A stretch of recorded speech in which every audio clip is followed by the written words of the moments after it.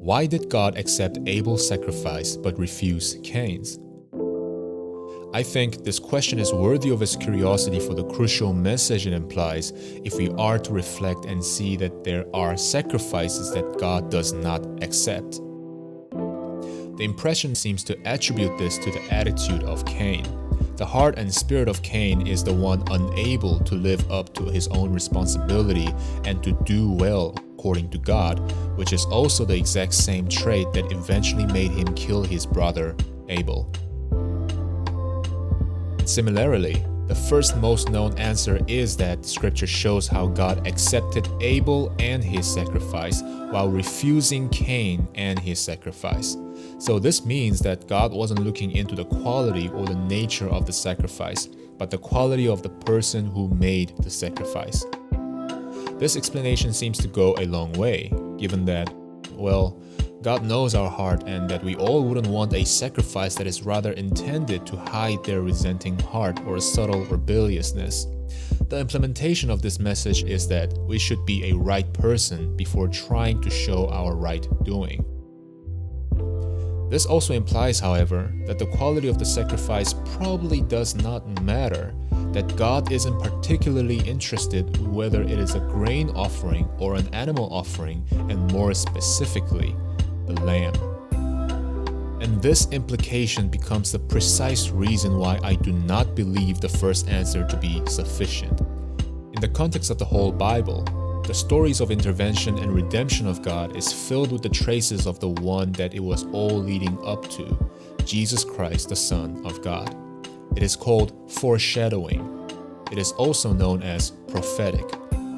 The Bible is a spiritual book which is locked to those who do not see with the eyes and ears of the Spirit, meaning through the Spirit of God.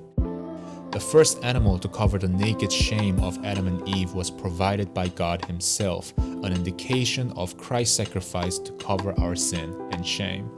The Ark of Noah that saved God's family from His judgment of wrath was Christ, which also parallels the profound meaning of baptism. When Abraham was obedient to sacrifice his only son, Isaac, he was performing the stage of prophetic foreshadowing of God who gave his only begotten son for the world. The rest of the Bible points towards this wonderful beauty of His redeeming work of salvation.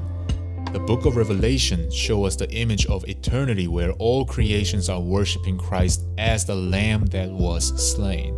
This work is even greater and so wondrous that it is worthy of praising for eternity.